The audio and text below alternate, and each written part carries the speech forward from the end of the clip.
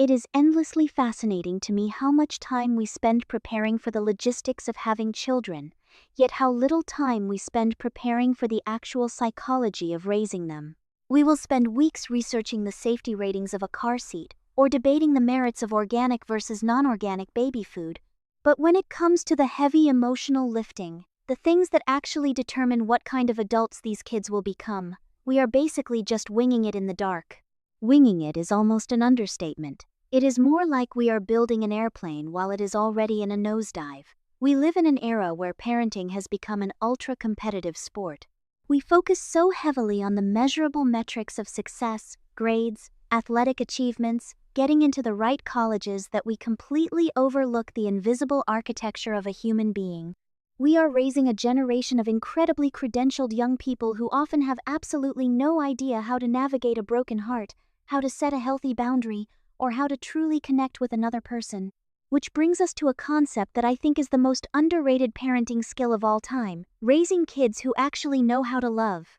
It sounds so simple, almost like a greeting card cliché, but when you unpack it, it is incredibly complex. We assume love is just an instinct, something that happens to you. But it is not, is it? It is a learned behavior. Exactly. Love is not just a feeling. It is a profound behavioral skill set. And kids do not learn how to love by being told to love. They learn it by watching how the adults in their lives navigate conflict, vulnerability, and forgiveness. If a child grows up in a house where disagreements always escalate into screaming matches, or conversely, where anger is just buried under a terrifying icy silence, that child is taking notes. They are learning that love is either explosive or it is emotionally unavailable. Teaching a child how to love means modeling how to apologize when you are wrong. It means showing them that you can be deeply frustrated with someone and still treat them with fundamental respect. That ties perfectly into the debate between helicopter parenting and free-range parenting, because how we manage our children's independence directly impacts their emotional capacity. The helicopter parent is always hovering, always smoothing out the path, whereas the free-range parent steps back and lets the kid navigate the bumps. Which style is actually producing healthier, more loving adults? If we look at the psychological fallout of the last 2 decades, the evidence is becoming pretty clear. Helicopter parenting comes from a place of deep love and fierce protection, but its side effect is often crippling anxiety. Think of it like a greenhouse. If you raise a plant in a perfectly climate-controlled greenhouse, where it never experiences wind or frost, it grows quickly. But the moment you take it outside, the first strong breeze snaps its stem because it never had to develop deep roots or structural resilience. When we solve every problem for our kids, we rob them of the opportunity to develop grit. We accidentally teach them that they are too fragile to handle the world. So the free-range approach is the antidote? Just open the door and let them figure it out?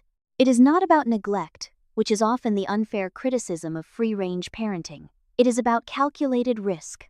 It is allowing your child to experience the natural consequences of their actions in a safe environment. When a free-range kid falls out of a tree, they learn gravity, they learn their own physical limits, and most importantly, they learn how to comfort themselves and get back up. That translates directly to emotional resilience. An adult who was allowed to fail as a child is much better equipped to handle a failing relationship or a career setback without completely losing their sense of self. But let us talk about when the adults themselves fail. One of the most brutal environments for a child to navigate is the aftermath of a toxic breakup. Co-parenting with an ex that you absolutely despise has to be one of the most difficult psychological tightropes a human being can walk. How do you survive that without turning the child into collateral damage? It is the ultimate test of emotional maturity. Co-parenting with a toxic ex is essentially a hostage negotiation where the hostage is your child's mental health. The absolute hardest truth for any divorced parent to swallow is that your hatred for your ex cannot eclipse your love for your child. When you badmouth your ex in front of your kid, you are not just hurting your ex, you are tearing down half of your child's identity. Because the child knows they are made of both of you. If you say the other parent is worthless, the child internalizes that half of themselves is worthless. Precisely. The survival guide for this scenario often involves shifting from co-parenting to parallel parenting. If you cannot communicate without it turning into a toxic firestorm, you stop trying to collaborate. You run your house your way, they run their house their way, and communication is strictly limited to logistics, preferably in writing. You have to build an emotional firewall. You treat the interactions like a business transaction with a highly difficult client. You remove the emotion, you stick to the facts, and you protect your peace because your child needs at least one stable, emotionally regulated harbor to dock their boat in. That emotional regulation takes an unbelievable toll, which brings up the hidden struggles of single parents. And there is a fascinating, yet completely unfair, societal double standard when we look at single moms versus single dads. The struggles are immense for both, but they are perceived so differently.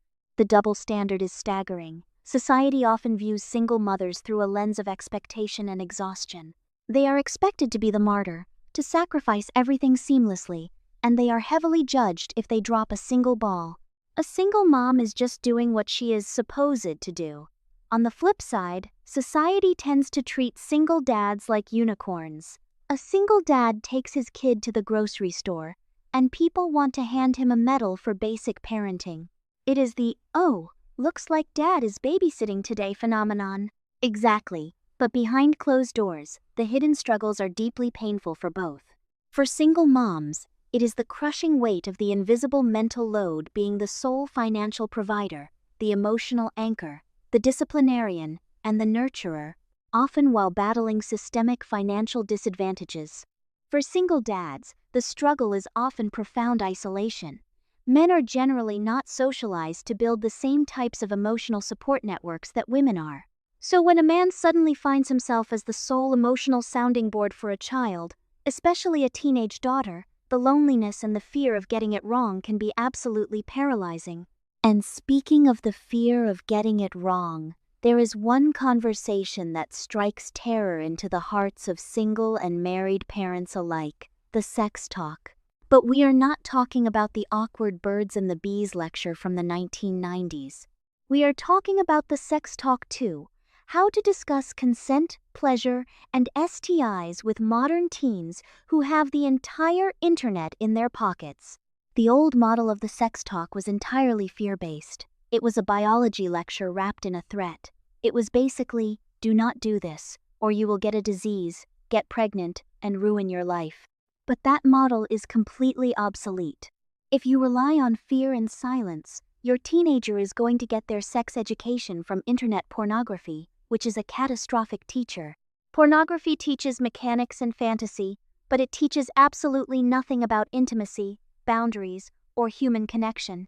So what does version 2 actually look like? How do you talk about pleasure and consent without making everyone in the room want to spontaneously combust from awkwardness? You have to stop treating it as one big, terrifying event. It should not be the talk. It needs to be 100 small, ongoing conversations, and it starts way before they are teenagers. It starts with teaching a toddler that they own their body, that they do not have to hug a relative if they do not want to. That is the foundation of consent. By the time they are teens, the conversation needs to shift to mutual respect. We have to teach them that consent is not just a legal checklist to avoid getting in trouble. It is a fundamental expression of empathy. That is a massive paradigm shift. We usually frame consent as a barrier, a red light, but you are saying it is actually an active practice of empathy. Yes, and we have to be brave enough to talk about pleasure.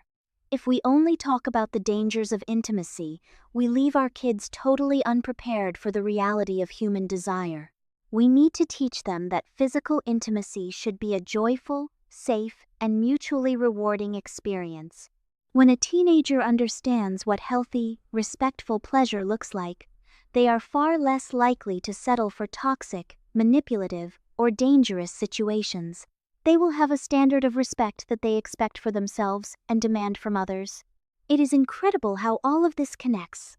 We started by talking about raising kids who know how to love, and we have ended up at consent and intimacy. It all boils down to the exact same thing: teaching a human being how to recognize their own value and how to honor the value of the person standing in front of them.